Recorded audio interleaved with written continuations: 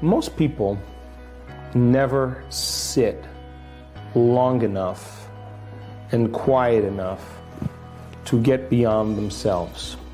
So, we talk a lot about this in the workshops that we do. Most people, they get up in the morning, they get out of bed, they brush their teeth, they take a shower, they use the toilet, they look in the mirror, they get dressed, they drink coffee out of their favorite mug, they drive to work the same way, they see the same people, they do the same things. For the most part, they're on a program, an automatic program. And that program is the same program as the day before. So if you keep doing it over and over again, your future is more of your past. And so the body, you wake up in the morning and it goes through a series of routinized behaviors and thoughts and emotions, and there's not a lot of room for the unknown to fit in there because the program's running. So we could say the body's in the future based on the past. So the body's never in the present moment.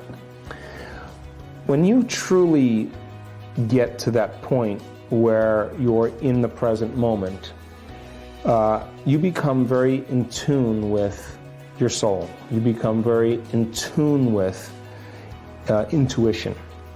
You become very in tune with a sense of self that isn't driven by the emotions that keep us regulating an identity or a personality.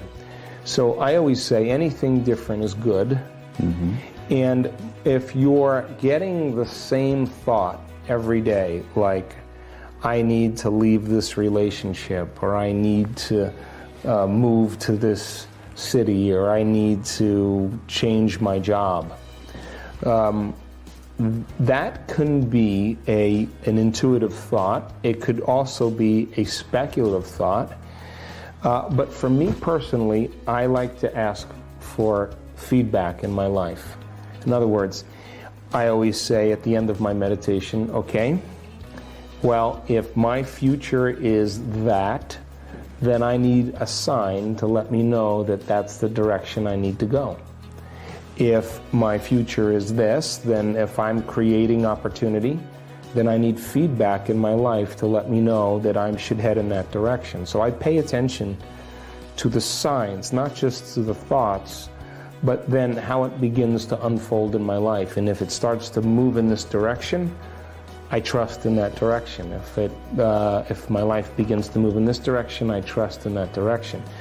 But most people, they spend very little time in the present moment, and that's a skill.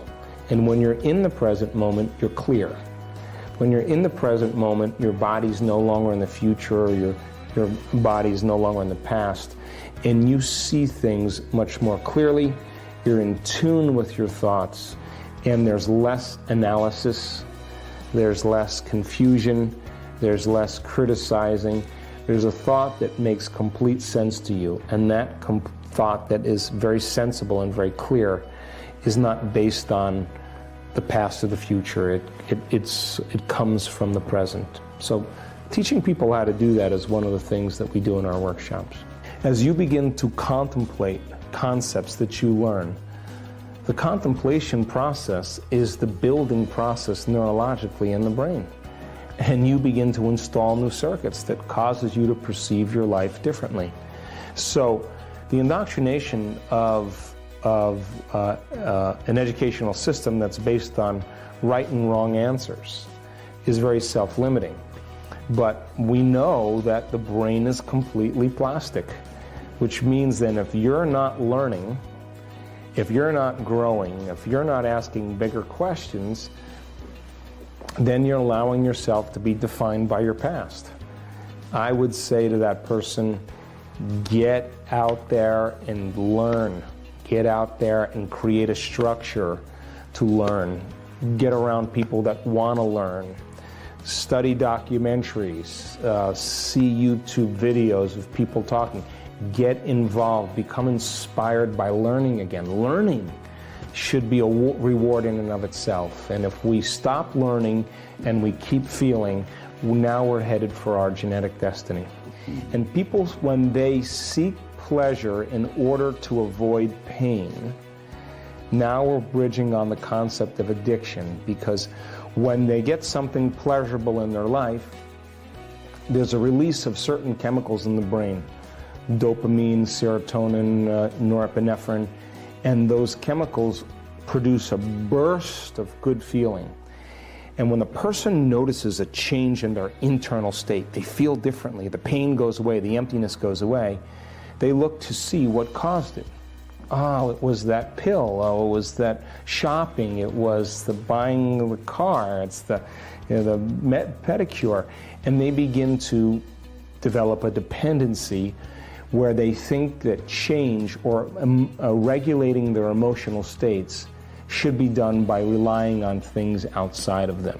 Now, transformation, really true transformation, is when people begin to look at the emotions that they've memorized that has become part of their identity. And when they look at the emotions that they've been living by and how those emotions drive their thoughts, how those feelings influence their behaviors, and what other emotions are created from those emotions. Now we're talking about somebody becoming conscious, becoming aware. The first step for true transformation is becoming aware or conscious of your unconscious thoughts, your unconscious behaviors, your memorized emotions. And the fact that we can think about how we think, the fact that we can observe how we're acting, the fact that we can pay attention to how we're feeling means we could modify ourselves to do a better job in life. That's called metacognition. So when a person begins to wake up to who they're being, and then they say, like Gandalf on the bridge in Lord of the Rings, "You may not pass today." That kind of decision becomes an experience for the person that they never forget. That kind of willingness to change is when they transmute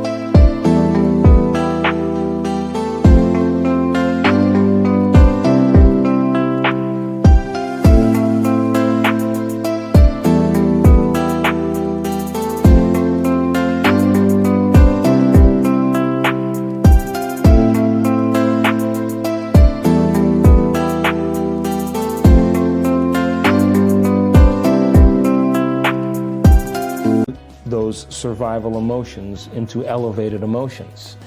And those emotions, because they're addictive and emotions are the record of the past, then for the most part, the body as the unconscious mind does not know the difference between an experience in your life that creates an emotion and an emotion that you can fabricate by thought alone. To the body, it's the same. So a person who's living in anger every day or sadness in every day, their body as their unconscious mind is believing it's in the same past conditions 24 hours a day, 7 days a week, 365 days a year. The body's in the past. So when a person takes that emotion and literally denatures it and turns it into another emotion, the freedom from that addiction, breaking the chains from that emotional addiction, is called self-love. Is called joy. Now there's a liberation of energy. The person is in love with themselves, they're in love with their life, and they say, that was so worth it. And all of a sudden, they look back at their past, and they say, I would never change anything in my past because it brought me to this present moment. And when you can look back at your past that way, then the past rolls up to the present moment, and now you're beginning to experience true freedom. We are back with Complete the Quote challenge. Can you complete the quote and give us the right answer? All you need to do is to complete the quote or statement that we choose, and if you can do it first, you're the daily winner. Your job is to write the correct answer in the comments below the video, or your guess if you're not sure. In the previous video we were looking for two words and the quote belongs to Joe Dispenza. The quote goes like this: "The hormones of stress cause us to believe that the outer world is more real than the..." And the correct answer is inner world. So, the hormones of stress cause us to believe that the outer world is more real than the inner world.